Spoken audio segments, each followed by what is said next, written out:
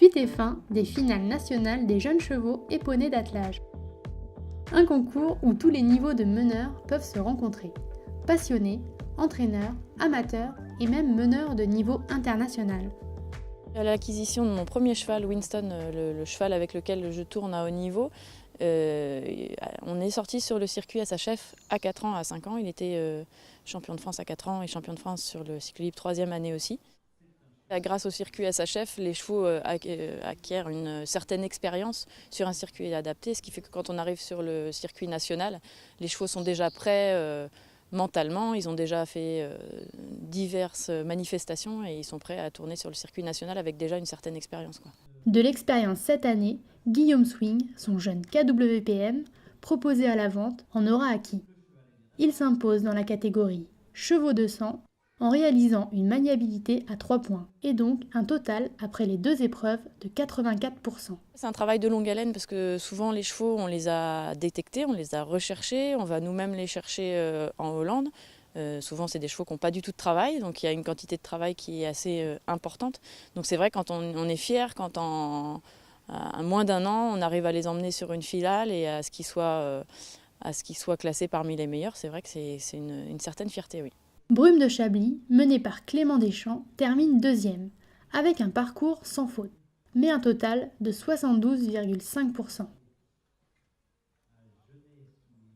Le 2e cheval présenté par Marion Vigneault, Baby Love de Féline, termine 3e avec un sans faute en maniabilité et un total de 68,5%. C'est donc 3 primes élites pour le cycle libre 2e année des chevaux de sang. Chez les poneys 2e année, c'est le loisir qui l'emporte. Acacia Rose des Vents réalise un parcours à 3 points et devient championne de France avec 64%.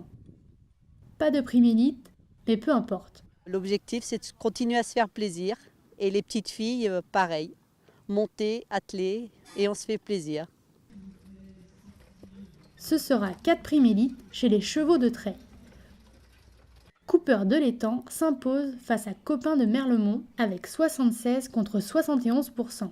2 parcours à 3 points qui ne changeront pas le classement final. Il était jeune dans sa tête et là il a bien changé. Bon, on voit encore qu'il a un petit peu de caractère, mais c'est du bon caractère, on ne va pas lui reprocher. C'est un cheval qui a énormément progressé en 2e année. Donc là, la suite, c'est de revenir l'année prochaine, bien sûr. Voilà. Vous avez fait naître un beau bébé. Voilà. C'est le propriétaire du cheval. Félicitations. Côté 3e année, les participants ont dû réaliser le dressage et la maniabilité dans la même journée.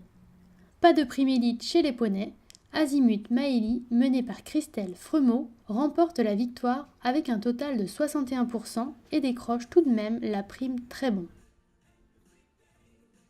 Un niveau exigé très élevé aussi pour les chevaux de trait qui ne totaliseront pas plus de 50%.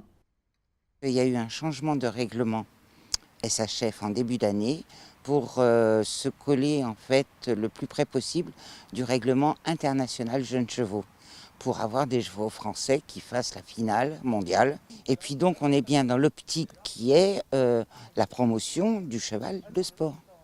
Donc on a une note quand même sur ces protocoles de dressage à poser pour l'avenir du jeune cheval dans notre discipline qu'est l'attelage. Plus sportif alors, les chevaux de sang obtiennent 2 primes élites. Evita Jeff, déjà primée élite l'an passé en 2e année, remporte le concours avec un excellent dressage à 76%. Une erreur sur le parcours de maniabilité et donc un total de 73% pour le cheval de sport belge du meneur François Dutillois.